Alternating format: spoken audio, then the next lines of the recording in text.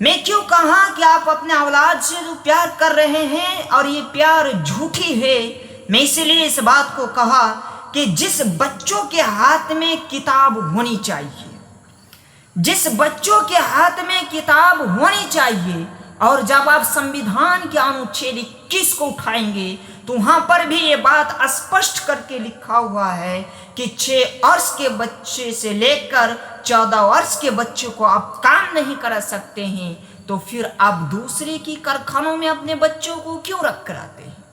चंद रुपयों के लिए अपने बच्चे की जिंदगी को बर्बाद क्यों करते हैं? अपने बच्चों को काम पे क्यों भेज रहे हैं? यदि आप अपने बच्चे से बेहद प्यार करते हैं, सबसे ज्यादा प्यार अपने बच्चों से करते हैं, तो फिर आपको ये बात समझ में क्यों नहीं आता है? क्या आप जिस तरीके से अपने जीवन जी रहे हैं, अपने बच्चों को भी वही दिन दिखाना चाहते हैं क्या? क्या आप जो काम कर रहे हैं आपको दर्द नहीं होता? आपको तकलीफ नहीं होता? यदि आपको दर्द होता है, आपको तकलीफ होता है, तो क्या आप भी अपने बच्चों को वही दिन दिखाना चाहते हैं? यदि नहीं, तो फिर आप अपने बच्चों को तालीम क्यों नहीं देते हैं?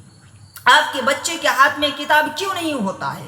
इसीलिए यदि आप अपने बच्चे से हकीकत में प्यार करते हैं और बेहद प्यार करते हैं, तो आप अपने बच्चों को तालीम दीजिए।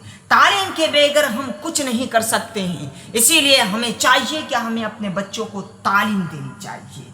मेरे भाइयों, तालीम, जब तक आप तालीम से भागते रहेंगे आपकी जिंदगी कठिन होता रहेगा। जब तक आप तालीम से भागते रहेंगे आपके जीवन में कभी चैन और शांति की चीज नहीं बनेंगे, क्योंकि आप एक गवार है और गवार की जिंदगी कभी चैन और सुकून वाले नहीं होता है। इसीलिए जिस बच्चों को आपने घास की बोरी और देगर चीज देकर रखे हैं, उस बच्चे के हाथ में किताब दीजिए और चंद साल में देखिए आपके बच्चे में वो परिवर्तन हो जाएगा।